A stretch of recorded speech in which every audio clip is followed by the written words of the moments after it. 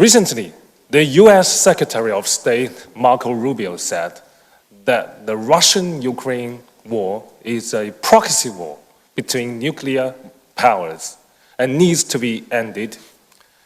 And meanwhile, the United States is selling more arms to this region and setting up more military bases in the Philippines.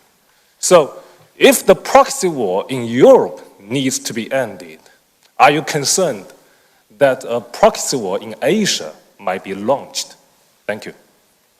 Now, to our Chinese interlocutors, I shall address you collectively.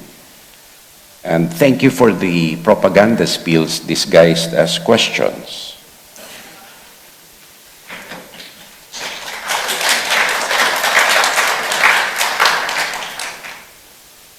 First, the comparison between the Philippines, Malaysia, and Vietnam.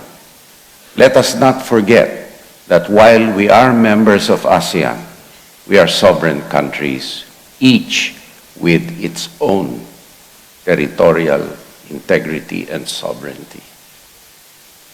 And I am sure that if what China is doing to the Philippines is done to Malaysia or to any ASEAN country, you would see a different reaction.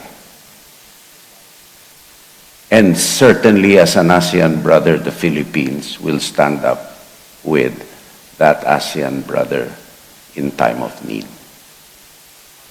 in support and in defense of what is international law and UNCLOS. As members of UNCLOS, we are all committed to support it.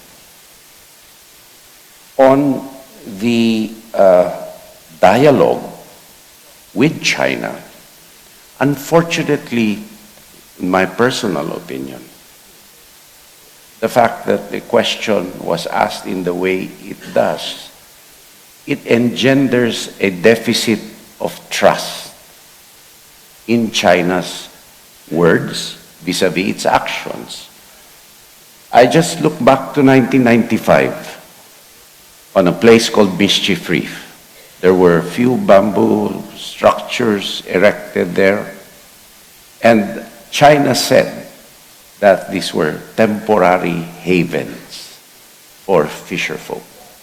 Now you have an artificial military island, heavily militarized.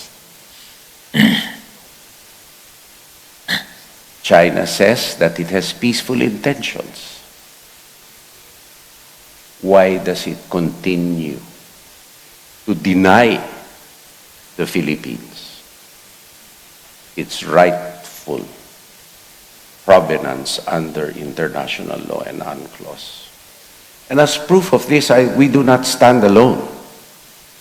No country in the world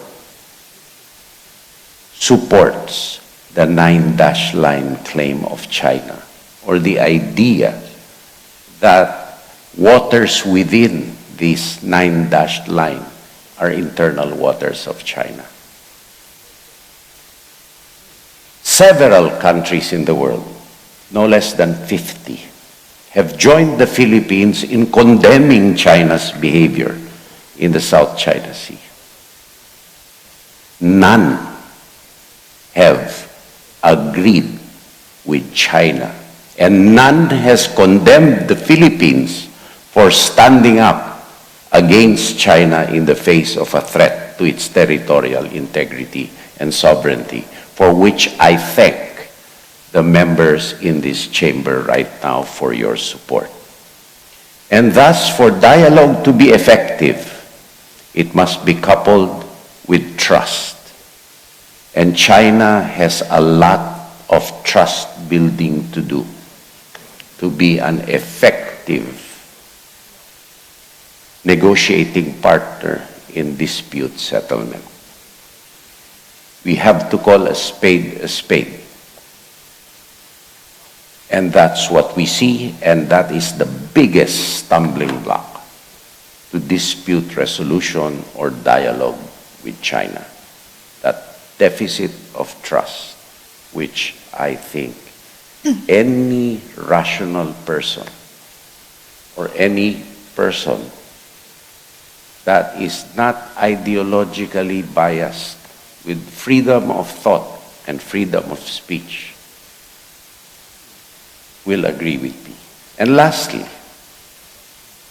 external policy sometimes is a mirror of internal conditions, and vice versa.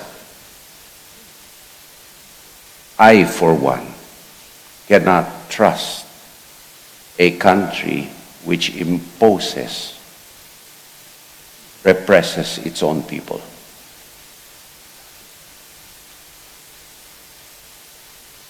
I hope I have answered the propaganda to the satisfaction of everyone in this room.